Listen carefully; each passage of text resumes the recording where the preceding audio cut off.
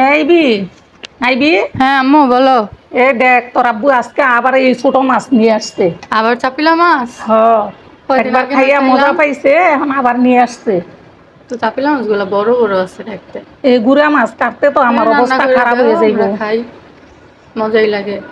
মজা তো লাগে, এগুলি কাটতে ধুইয়া পরিষ্কার করতে কত কষ্ট। এই যে আবার দেখ কি গুড়া চিংড়ি মাছ নিয়ে আসছে, একদম গুড়া চিংড়ি। চিংড়ি মাছের ভর্তা খাওয়া যাবে।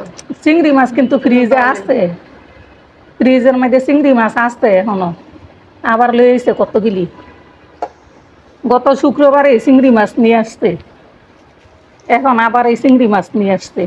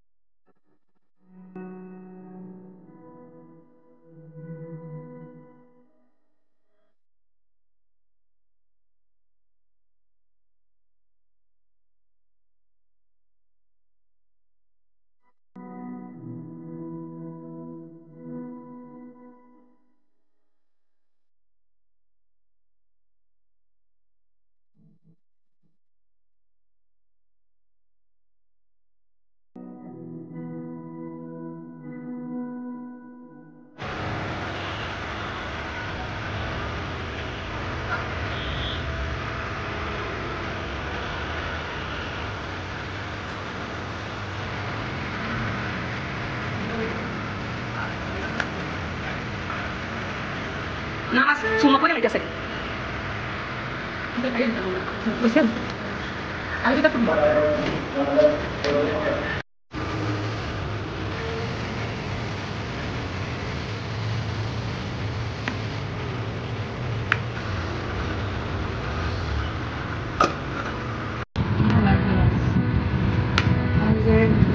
আমার মেয়ে আজকে তেহারি রান্না করছে, মেয়েকে রান্না করাইছি।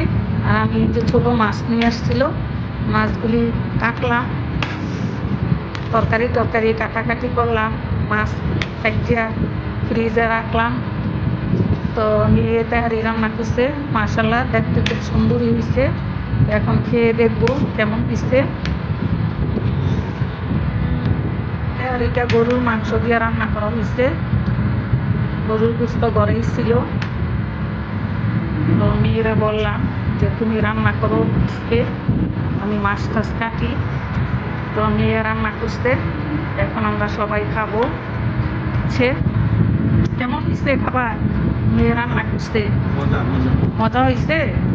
আর এই যে তোমার ছোট মাছ রান্না করছি, কত কষ্ট করে রান্না করলাম। আর তুমি বাজার থেকে শসা আনো নাই, এই জন্য এই যে টমেটো নিয়ে আসতো, টমেটো আর লেবু, ওইগুলি দিয়ে তেহারি খাও। আর তোমার টক ছোট মাছ রান্না করছি, ছোট মাছ খাইও। এই যে ছোট মাছ রান্না করছি, তেহারি দিয়া ছোট মাছ খাও। তারপর বিকালে রাত্রে বেলা ভাত রান্না করবো, ভাত দিয়ে খাইবেন, ঠিক আছে? দিকে যে মনোযোগ দিছ একটু দেখো, ডাইনিং ভাবে দেখো তাকাইয়া।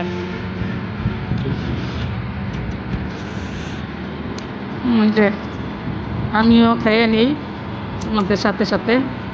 এই যে আমার মেয়েরা খাচ্ছে, এই যে সবাই একসাথে খাচ্ছি। আর আমার ছেলে বাইরে গেছে, ও পরে খাবে। সবাই ভালো থাকবেন, ধন্যবাদ সবাইকে।